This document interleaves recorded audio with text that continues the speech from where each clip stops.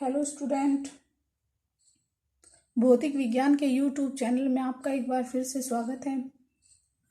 कल हमने न्यूमेरिकल पढ़े थे गतिमान आवेश और चुंबक के चैप्टर के, जिसमें हमने 71 न्यूमेरिकल कंप्लीट कर लिए थे। तो आज है हमारा न्यूमेरिकल नंबर 72। तो अपने पेज नंबर 175 पे देखिए न्यूमेरिकल नंबर 72। हमने 64 से 71 तक के न्यूमेरिकल कल कंप्लीट कर लिए थे। तो आज 72 न्यूमेरिकल में कहा गया है, इसे देखिए एक बार। पेज नंबर 175 पर न्यूमेरिकल नंबर 72, इसमें कहा गया है एक electron 10⁻⁻2 weber per metre square के चुंबकीय क्षेत्र में 10⁻7 मीटर पर सेकंड के वेग से वर्ताकार मार्ग पर चल रहा है, जिसकी त्रिज्या 0.60 सेंटीमीटर है। इलेक्ट्रॉन का विशिष्ट आवेश E/m ज्ञात कीजिए। तो एक बार फिर से देखिए, एक electron 10⁻⁻2 weber per metre square के चुंबकीय क्षेत्र में, यानी क्या दे दिया इसमें हमें, चुंबकीय क्षेत्र दे दिया। यानी एक इलेक्ट्रॉन वर्ताकार मार्ग पर, ये अपने न्यूमेरिकल को समझिए, बोल रहे हैं कि एक इलेक्ट्रॉन है जो चुंबकीय क्षेत्र में गतिशील है। चुंबकीय क्षेत्र कितना दिया है, 10⁻⁻2 वेबर पर मीटर स्क्वायर से, और कितना वेग है, 10⁻7 मीटर पर सेकंड के वेग से गतिशील है। तो हमने लिख दिया B = कितना है, 10⁻⁻2 वेबर पर मीटर स्क्वायर। इसके बाद कहा 10⁻7 मीटर पर सेकंड के वेग से वर्ताकार मार्ग पर चल रहा है। तो V = कितना दे दिया, 10⁻7 मीटर पर सेकंड। इसके बाद कहा इसकी त्रिज्या 0.60 सेंटीमीटर है। यानी जो वर्ताकार पथ है जिस पर इलेक्ट्रॉन वर्ताकार चक्कर लगा रहा है, उसकी त्रिज्या है 0.60 सेंटीमीटर। तो R = कितना हो गया, 0.60 सेंटीमीटर। तो हम इसे कहीं में चेंज करेंगे, मीटर में। कल बताया था कि जो हमारी यूनिट होगी, मात्रक होंगे, वे या तो मीटर में लिखने हैं या सारे सेंटीमीटर में लेने हैं। तो हमारे सभी मीटर में है और एक हमारा सेंटीमीटर में है। तो जब हम इसे सेंटीमीटर को मीटर में चेंज करेंगे तो 1 सेंटीमीटर में 10⁻⁻2 मीटर होते हैं।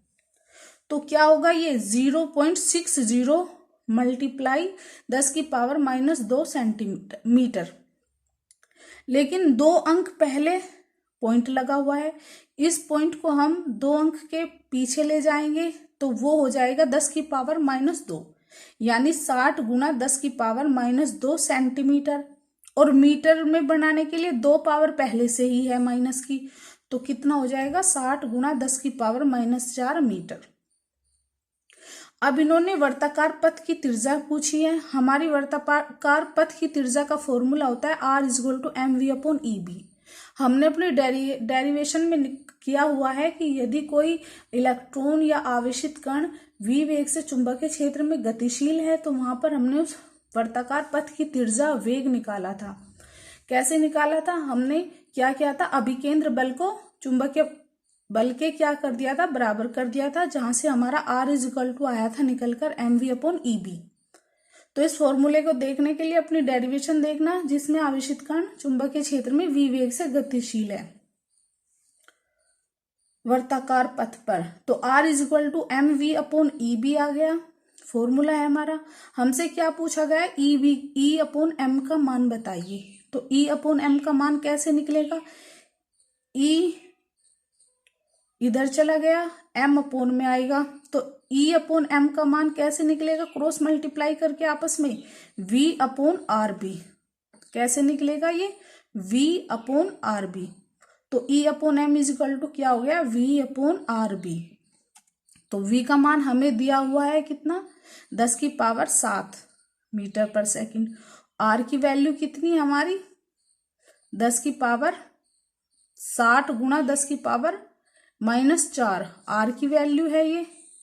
और B कितना है हमारा, 10⁻2। तो मैंने B की वैल्यू पहले लिख दी, R की बाद में लिख दी। तुम पहले कोई सी भी वैल्यू लिख सकते हो। तो E अपॉन एम कितना है हमारा 10 की पावर 7 अपॉन 10 की पावर -2 गुणा 60 गुणा 10 की पावर -4। इन्हें आपस में क्या कर दिया, कैलकुलेशन कर दी इन दोनों की। तो क्या होगा 1.66 मल्टीप्लाई 10 की पावर 11 कूलाम पर किलोग्राम क्या आ गया हमारा E अपॉन एम। तो E अपॉन एम की वैल्यू कितनी आई 1.6 गुणा 10 की पावर 11 किलो कूलाम पर किलोग्राम। तो ये था हमारा न्यूमेरिकल नंबर 72। इसके बाद 73 न्यूमेरिकल देखिए पढ़िए अपना। इसमें कहा गया है कि 6 गुणा 10 की पावर -6 टेस्ला के चुंबकीय क्षेत्र के लंबवत दिशा में 3 गुणा 10 की पावर 7 मीटर पर सेकंड से गतिमान इलेक्ट्रॉन के पथ की त्रिज्या ज्ञात कीजिए। बिल्कुल सेम 72 की तरह है। 6.10 की पावर -6 टेस्ला के चुंबकीय क्षेत्र में लंबवत गति कर रहा है। तो B इज इक्वल टू कितना दे दिया इसमें 6 गुणा 10 की पावर 6 टेस्ला 3 गुणा 10 की पावर 7 मीटर पर सेकंड से गतिमान है। तो V कितना है 3 गुणा 10 की पावर 7 मीटर पर सेकंड। और इलेक्ट्रॉन के पथ की त्रिज्या पूछ रहे हैं। और इलेक्ट्रॉन का आवेश कितना होता है हमारा m की वैल्यू 9 गुणा 10 की पावर -31 होता है या 9.01 गुणा 10 की पावर -31। तो जब r निकालने के लिए वही फॉर्मूला जो हमने पहले 72 न्यूमेरिकल में लगाया है। तो r इज इक्वल टू क्या हो गया यहाँ पर हमारा mv अपॉन EB, यानी इलेक्ट्रॉन के पथ की त्रिज्या r is equal to mv upon EB। तो r is equal to m का मान कितना होता है, इलेक्ट्रॉन का द्रव्यमान फिक्स होता है 9.01 या 9.0 लिख सकते हो गुणा 10 की पावर -31 मल्टीप्लाई v का मान कितना है 3 गुणा 10 की पावर 7 मीटर पर सेकंड। तो क्या लिख दिया यहाँ पर 3 गुणा 10 की पावर 7 अपॉन E में इलेक्ट्रॉन का चार्ज आ जाएगा, इलेक्ट्रॉन का आवेश, क्योंकि जो हमारा द्रव्यमान MVE है ये किसके आवेशित कण के, कि कोई आवेशित कण कितने द्रव्यमान का है, कितने वेग से गतिशील है और उसका चार्ज कितना है। तो यहाँ पर हमारा आवेशित कण क्या है इलेक्ट्रॉन, जो गतिशील है वो इलेक्ट्रॉन है। तो इलेक्ट्रॉन का द्रव्यमान होगा, इलेक्ट्रॉन का वेग होगा और इलेक्ट्रॉन का ही चार्ज होगा। तो इलेक्ट्रॉन का द्रव्यमान लिख दिया, वेग हमें दिया हुआ है 3 गुणा 10 की पावर 7 अपोन में इलेक्ट्रॉन का आवेश होता है 1.6 गुणा 10 की पावर -19 और मल्टीप्लाई में क्या दे दिया बी हमें दिया हुआ है, चुंबकीय क्षेत्र दिया हुआ है 6 गुणा 10 की पावर -6। तो यहाँ पे लिख दिया 6 गुणा 10 की पावर -6। इसके बाद हम कैलकुलेशन करेंगे। कैलकुलेशन करने पर क्या हुआ R इज इक्वल टू 27 गुणा 10 की पावर -24 अपॉन 9.6 मल्टीप्लाई 10 की पावर 23। तो आपस में कैलकुलेशन करने पर हमारा आया 2.881 गुणा 10 की पावर -1। तो इस -1 को या तो आंसर यहीं लिख सकते हैं मीटर, 2.81 गुणा 10 की पावर -1 मीटर। लेकिन कुछ स्टूडेंट ऐसे हैं बोलेंगे कि हमारा आंसर तो 0.281 आया है। जिसको अभी तक पॉइंट और पावर के बारे में नहीं पता वो समझेंगे कि हमारा आंसर तो 0.281 आया हुआ है। तो उसके लिए क्या करेंगे हम, जो हमारा 10 की पावर -1 है उसको एक अंक पहले पॉइंट लगा देंगे। अगर हम इसमें 10 की पावर +1 से मल्टीप्लाई कर दे तो पावर दोनों कैंसिल हो जाएगी। तो इसलिए हम क्या करेंगे, इसको 0.281 लिखेंगे और मल्टीप्लाई 10 की पावर 1 और ये है 10 की पावर -1, तो आपस में क्या हो जाएगी वो कैंसिल हो जाएगी। तो हमारा आंसर आएगा 0.281 मीटर। तो जो न्यूमेरिकल है हमारा 73 उसका आंसर है 0.81 मीटर। इसके बाद न्यूमेरिकल नंबर 74 में कहा गया है, एक बार अपना न्यूमेरिकल पढ़ियो। 74 में कहा है एक कण 0.80 टेस्ला के चुंबकीय क्षेत्र के अंतर्गत 2 सेंटीमीटर व्यास के वर्त में गति करता है। 100 वोल्ट पर मीटर के वैद्युत क्षेत्र से यह पथ सरल रेखीय हो जाता है। यानी ये बोल रहे हैं कि 0.80 टेस्ला का चुंबकीय क्षेत्र है और उसके अंतर्गत कोई आवेशित कण क्या कर रहा है, गतिशील है। कितने सेंटीमीटर, कितने व्यास है उसका, 2 सेंटीमीटर। 2 सेंटीमीटर के पथ पर, व्यास पर कण हमारा गतिशील है। तो 200 वोल्ट पर मीटर के विद्युत क्षेत्र से यह पथ सरल रेखीय हो जाता है। उसके बाद क्या हो जाता है, कण सरल रेखीय गति करता है। इस कण का विशिष्ट आवेश Q/m ज्ञात कीजिए। तो हमें दिया क्या है, बी दिया गया है, बी इक्वल टू कितना, 0.80 टेस्ला। इसके बाद डी डायमीटर, व्यास दिया है 2 सेंटीमीटर। हम सेंटीमीटर को कहीं में चेंज करेंगे मीटर में, तो 2 मीटर आ जाएगा डी। लेकिन हमें क्या चाहिए, व्यास नहीं चाहिए, क्या चाहिए, त्रिज्या, रेडियस चाहिए। तो त्रिज्या निकालने के लिए हम क्या करते हैं, जो व्यास होता है उसे 2 से डिवाइड कर देते हैं। तो आर इक्वल टू कितना होगा, 1 सेंटीमीटर। यानी इसको मीटर में चेंज करेंगे तो 10⁻⁻2 मीटर। इसके बाद इन्होंने कहा जब 100 वोल्ट पर मीटर के वैद्युत क्षेत्र से, यानी जब ई हमारा 100 वोल्ट पर मीटर था तो इलेक्ट्रॉन कौन सी गति कर रहा था, सरल रेखीय गति कर रहा था। तो क्या पूछा गया है, Q/m ज्ञात कीजिए। तो इसके लिए हम क्या करेंगे, जब कण हमारा वर्ताकार पथ पर गति कर रहा था तो रेडियस r इक्वल टू क्या होता है, mv/qb। यानी वर्ताकार पथ की त्रिज्या r इक्वल टू mv/qb। और कण विद्युत क्षेत्र में सरल रेखीय हो जाता है। तो विद्युत क्षेत्र में सरल रेखीय हो जाता है। हमने पढ़ा है क्या, F इक्वल टू QE। वैद्युत क्षेत्र के लिए F इक्वल टू क्या आता है, F इक्वल टू QE।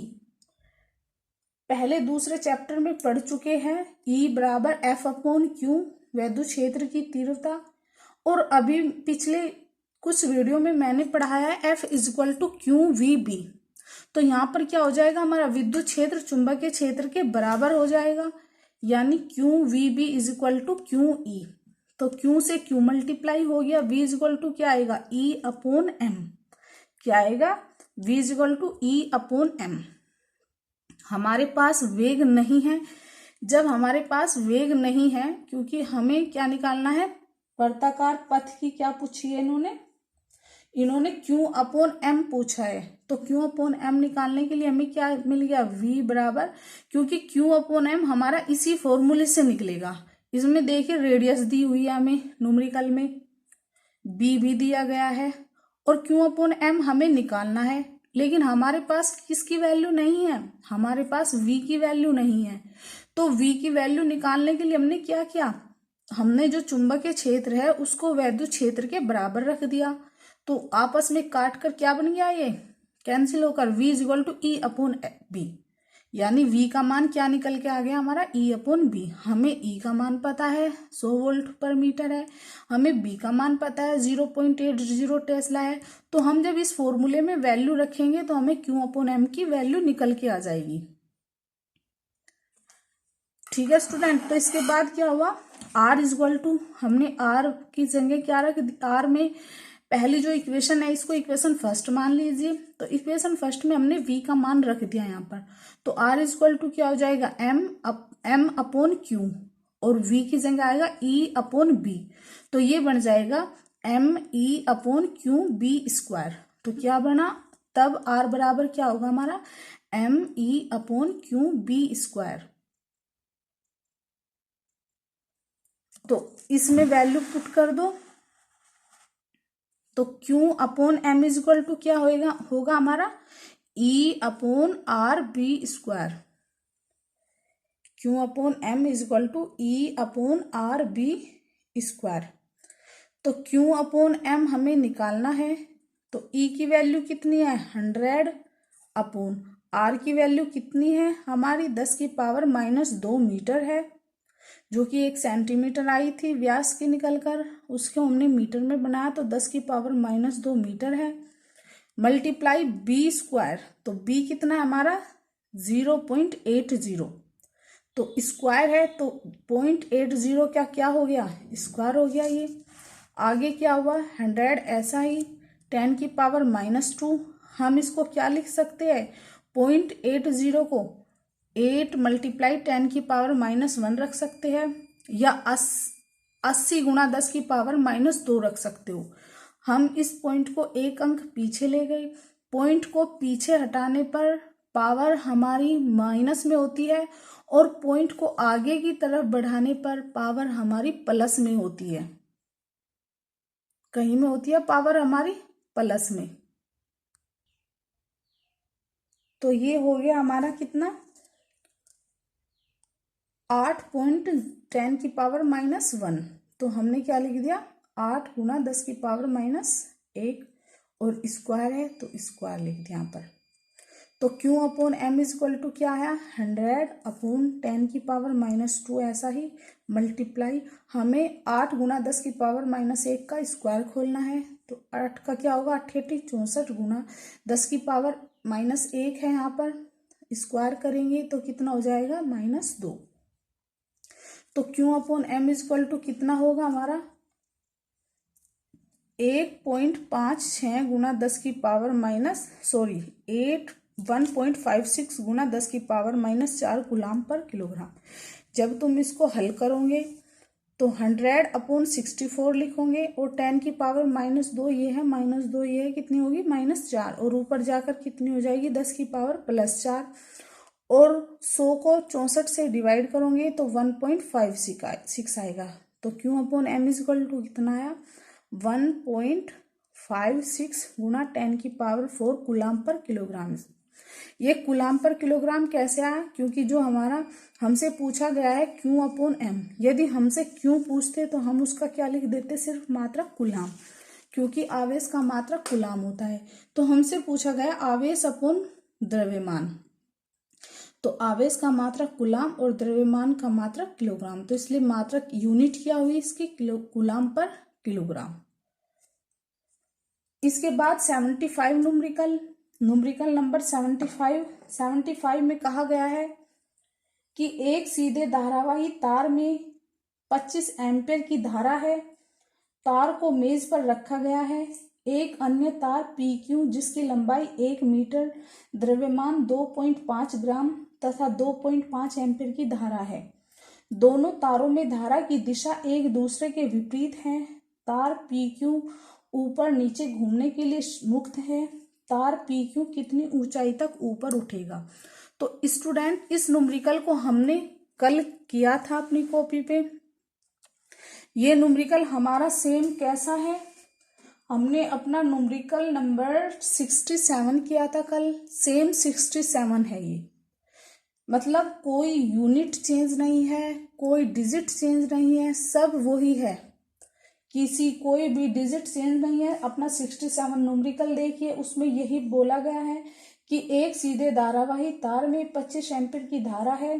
तार को मेज पर रखा गया है तथा एक अन्य तार PQ जिसकी लंबाई 1 मीटर, द्रव्यमान 2.5 किलोग्राम तथा 2.5 एम्पीयर की धारा है। दोनों तारों में धारा की दिशा एक दूसरे के विपरीत है।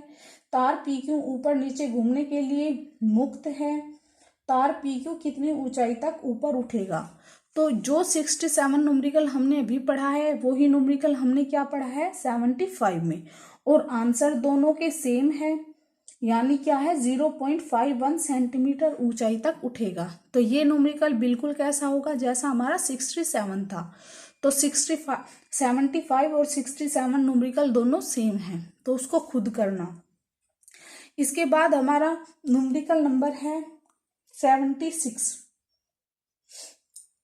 पेज नंबर 175 पे ही है हमारा numerical number 76।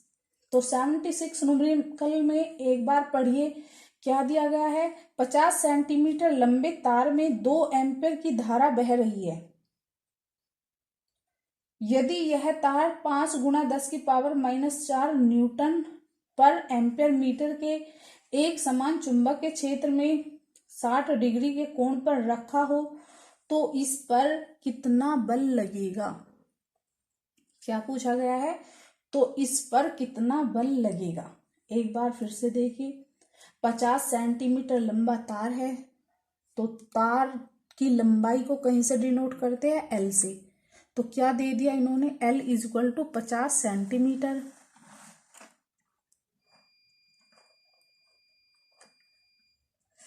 L is equal to 50 centimetre. हम सेंटीमीटर को कहीं में चेंज करेंगे, मीटर में। तो एल इज इक्वल टू कितना हो गया, 50 गुना 10 की पावर -2 मीटर।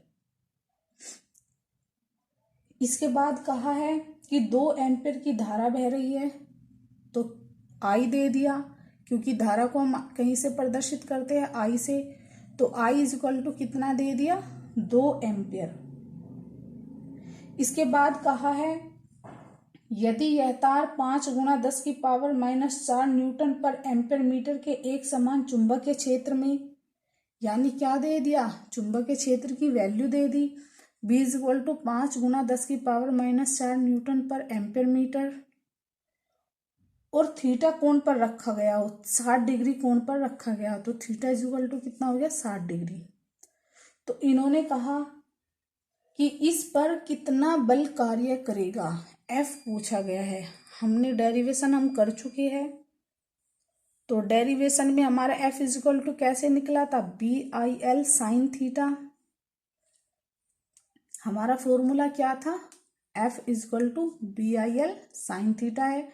हमें बी का मान दिया है, आई का मान दिया है, एल का मान दिया है, और थीटा भी दिया गया है। तो इसको कर देंगे, कैसे करेंगे इसको,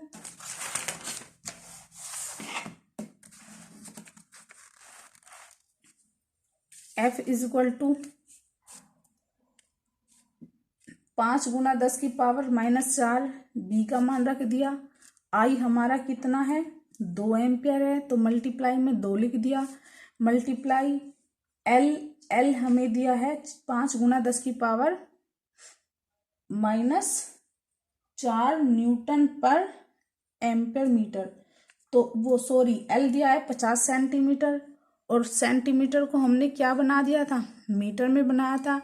तो 50 गुना 10 की पावर -2, 10 की पावर -2 पीछे लिखी गई है, तो क्या हो गया, 50 गुना 10 की पावर -2 साइन 60 डिग्री की, थीटा क्या है, 60 डिग्री है। तो एफ इजिकल टू कितना हो गया, ये हमारा आपस में मल्टीप्लाई करेंगे, तो एफ इजिकल टू 500 गुना 10 की पावर -6, और साइन 60 की वैल्यू होती है √3/2। तो 5 गुना 10 की पावर -4, क्योंकि जब हमने मल्टीप्लाई करी तो आपस 50 आया, 500 आया, 2 पॉइंट पीछे ले जाएंगे, क्योंकि प्रत्येक जो संख्या होती है उसके पीछे पॉइंट माना जाता है। हम पढ़ते हैं 1 2 3 4 5, तो सब क्या होते हैं, पॉइंट होता है पीछे, जिसकी कोई वैल्यू नहीं होती। लेकिन अगर पॉइंट आगे आ जाए तो उसकी कीमत बढ़ जाती है, उसकी वैल्यू हो जाती है, तो इसलिए हम इसके पीछे पॉइंट है, तो इसको क्या लिख सकते हैं, 500 को 5 गुना 10 की पावर 2, और ये है 10 की पावर -6, आपस में कटेगी तो कितनी बचेगी, 10 की पावर -4। तो ये क्या होगा, 5 गुना 10 की पावर -4 अपॉन √3/2।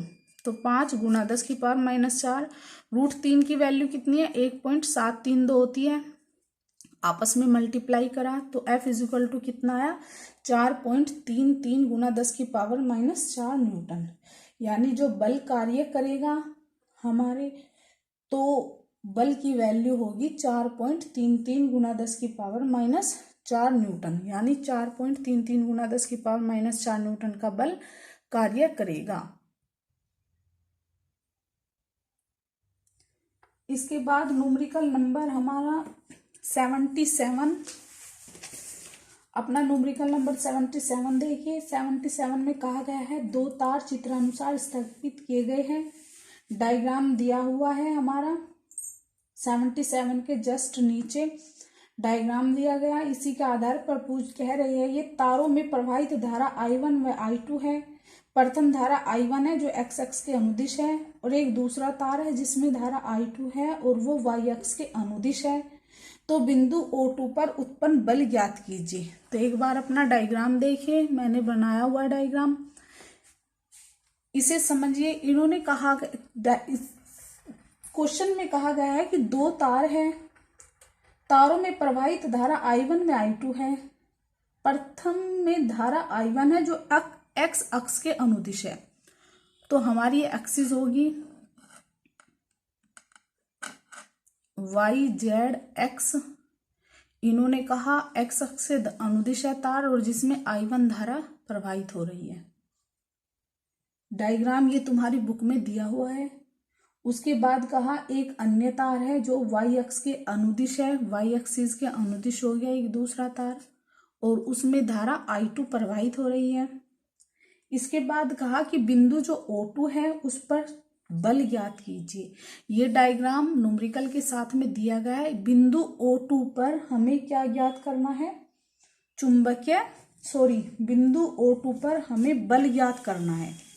तो बल ज्ञात करने के लिए हमें पता है बल का फॉर्मूला क्या है, physical to BIL sin theta है।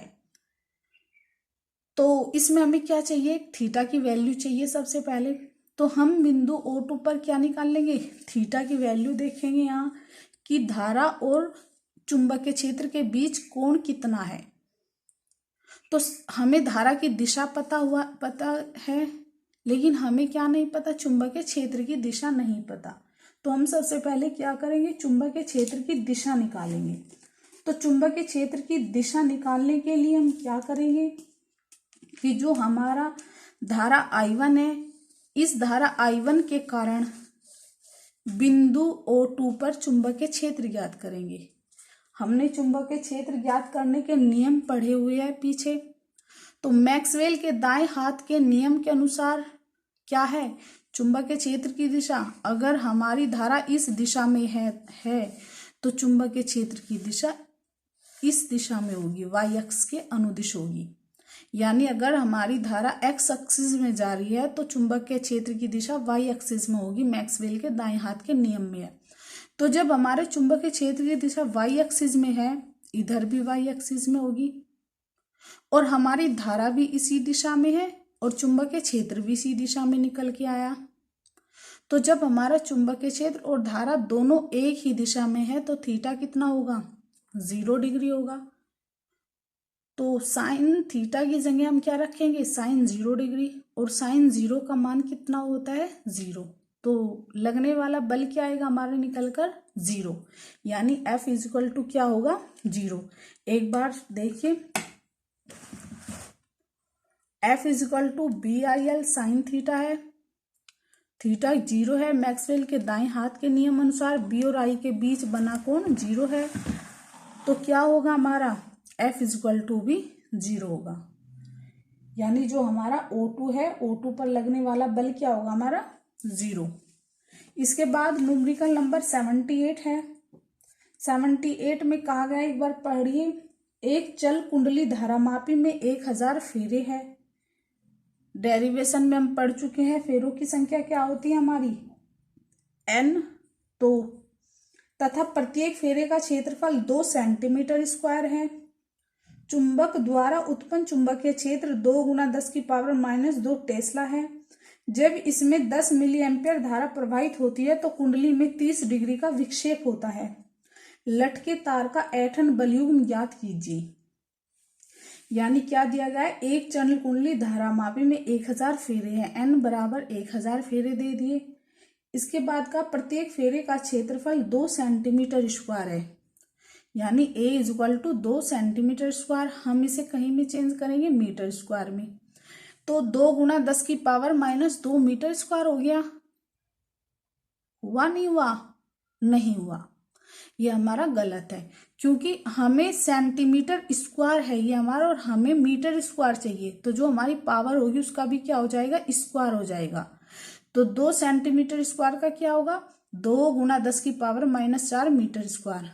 अगर यहाँ पे मिलीमीटर स्क्वायर होता तो हम करते 2 × 10⁻⁶ मीटर स्क्वायर। तो क्या होता है, हमारा मीटर का भी स्क्वायर होता है तो पावर का भी क्या हो जाता है, स्क्वायर। तो A बराबर क्या है, 2 × 10⁻⁴ मीटर स्क्वायर। इसके बाद कहा कि चुंबकीय क्षेत्र 2 × 10⁻² टेस्ला है। तो B इक्वल टू 2 × 10⁻² टेस्ला, या हमें इसे इजीली हल करने के लिए क्या कर सकते थे, 2 अंक बाद पहले पॉइंट लगा देंगे, तो 0.02 टेस्ला। तो क्या लिख दिया, 0.02 टेस्ला। इसके बाद कहा कि इसमें 10 मिली एम्पियर की धारा प्रवाहित हो रही है आई इज इक्वल टू कितना है 10 मिली एम्पियर। तो मिली एम्पियर को हम कहीं में चेंज करेंगे एम्पियर में, और मिली में कितने होते हैं 10 की पावर -3 से मल्टीप्लाई कर देते हैं। तो आई इज इक्वल टू कितना हुआ 10 गुना 10 की पावर -3 एम्पियर। इसके बाद कहा कि कुंडली में थीटा डिग्री का विक्षेप होता है, यानी theta is equal to 30 degree. कुंडली में 30 डिग्री का विक्षेप होता है, तो theta is equal to 30 degree आया। तो इन्होंने कहा लटके तार का ऐंठन बल युग्म ज्ञात कीजिए। क्या कहा, ऐंठन लटके तार का बल युग्म ज्ञात कीजिए। हमने लास्ट से सेकंड डेरिवेशन पढ़ी हुई है, उसमें हमारा क्या आया था बल युग्म tau is equal to NIAB sine theta. यानी कोई कुंडली इतने क्षेत्रफल दिया गया, उसका चुंबकीय क्षेत्र दिया गया और धारा प्रवाहित हो रही है, इतने कोण से घूम रही है वो। तो जो हमारा बल युग्म आया था फॉर्मूला निकलकर वो आया था tau is equal to NIAB sine theta. तो हम इसमें वैल्यू रख देंगे। n हमारा 100 है, I हमारा कितना है 10 मिली एम्पियर है, तो 10 गुना 10 की पावर -3 एम्पियर हो गया। इसके बाद A चाहिए, A क्षेत्रफल है हमारा 2 गुना 10 की पावर -4, तो हमने क्या लिख दिया 2 गुना 10 की पावर -4। इसके बाद हमें चुंबकीय क्षेत्र B चाहिए, B का मान है 2 गुना 10 की पावर -2 टेस्ला या 0.02 टेस्ला। इसके बाद साइन थीटा, थीटा कितना दिया गया है 30 डिग्री, तो साइन 30 डिग्री। आगे हल करेंगे। ये जो पावर है सबसे पहले इन्हें हल कर लेंगे। 2 की गुना 0.02 में की तो 0.04 आ गया। ये 10 है, ये 10 की पावर 3 है, तो 3 और 1 4 पावर हो गई प्लस की, और ये 7 पावर हो गई माइनस की। तो 10 की पावर 4 मल्टीप्लाई 10 की पावर -7 गुणा 0.02 साइन 30 का मान 1/2। तो पावर कितनी हो गई है हमारी 3 हो गई माइनस की, और 0.04 को क्या लिख सकते हैं हम 4 गुना 10 की पावर -2 गुणा पावर घटाई आपस में 10 की पावर -3 गुणा 1/2। तो 4 गुना 10 की पावर -3 ये है, -2 है, ये कितनी हो गई 10 की पावर -5, और मल्टीप्लाई में 1/2। 4 को आपस में डिवाइड करा इन्हें, तो कितना आ गया 2 गुना 10 की पावर -5 न्यूटन मीटर। ये भी आंसर है 2 गुना 10 की पावर -5 न्यूटन मीटर, या लिख सकते हैं इसको क्या 0.02 गुना 10 की पावर -3 न्यूटन मीटर, क्योंकि वो पॉइंट इधर आएगा -2 हो जाएगी पावर, -3 और -2 -5। तो ये न्यूमेरिकल हुए आपके 78 तक कंप्लीट। इसके बाद आपके 2 न्यूमेरिकल है 79 और 80। उन दोनों न्यूमेरिकल को कराने से पहले मैं एक छोटी सी डेरिवेशन कराऊंगी, उसके बाद ये दोनों होंगे। तो आज के लिए स्टूडेंट इतना ही। Thank you.